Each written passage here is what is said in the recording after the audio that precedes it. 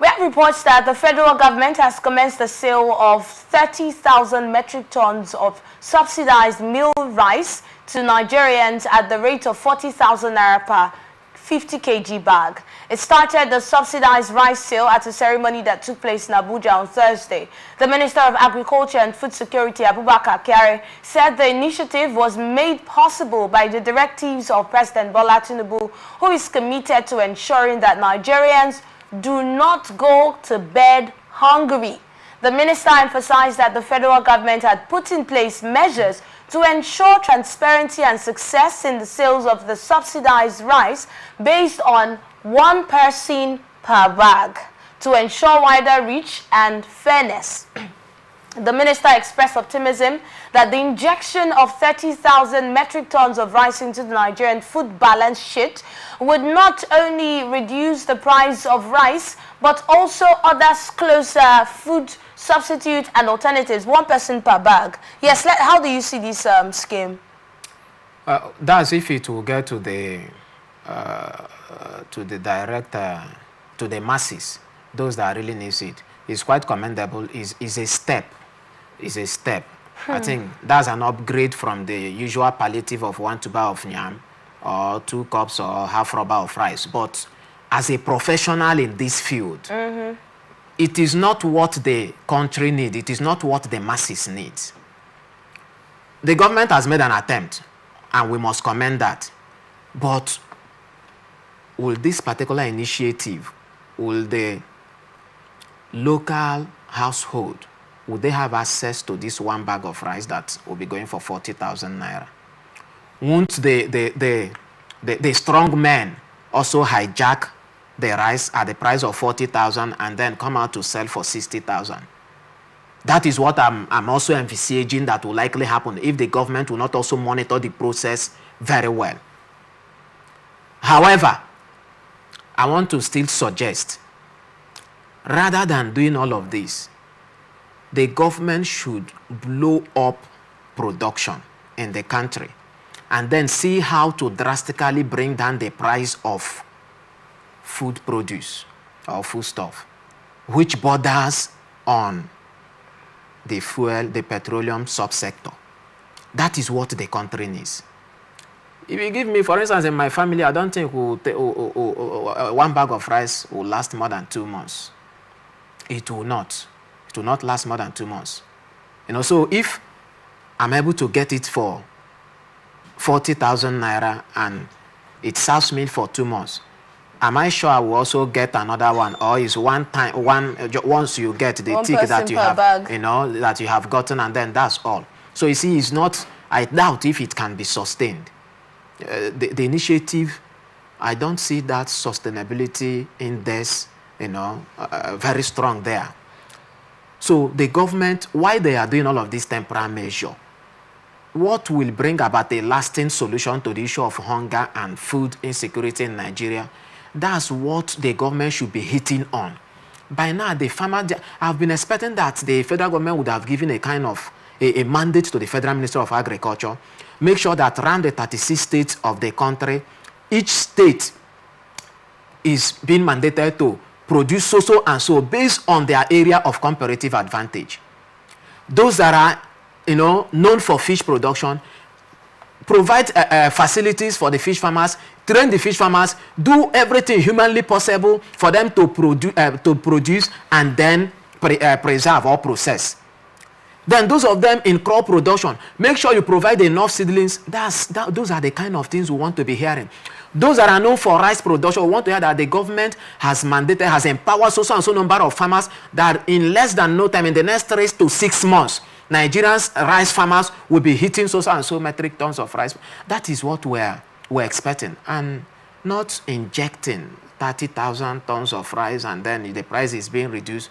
What if that one is, when that one is being exhausted, what next? What's just going through my mind right now is, ever since we've been talking about food shortage, food inflation and all of that, we really haven't heard so much from the Ministry of Agriculture as to what they are doing to solve. We've heard about some state governors, you know, probably giving out funds to people affected from the flood, farmers affected by the flood. We've heard this is coming from the Lagos State now, although still from the Lagos State government. But then Lagos State governor was represented by the Commissioner of Agriculture in that state. So it wasn't like we heard that the Commissioner of Agriculture in Lagos State was doing this. Nah, yes. we heard that she represented the governor. This was the thought and initiative coming from the governor. Or then we hear that the federal government is doing this for farmers in certain places. We've not really heard.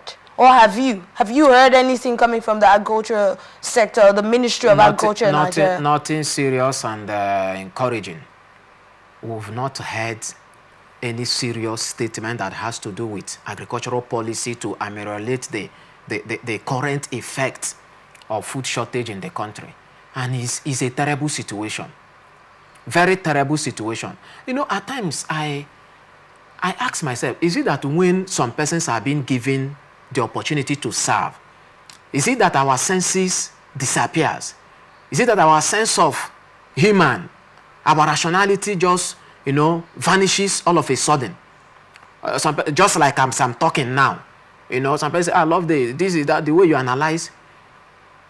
I begin to ask myself, is it that when I'm being given an opportunity to serve, then all of these policies, some of these things, people-oriented initiative that I have, then I will no longer implement them? What is that challenge that is limiting our public office holder, especially political appointee, from exercising their authority, the mandate given to them by their principal? What is that particular? For me, as a professional, I'm occupying a particular office, and my principal wouldn't allow me to function effectively. You're killing me, then I'll quickly resign. I can't continue. So if you ask me, I wouldn't want to blame the principals.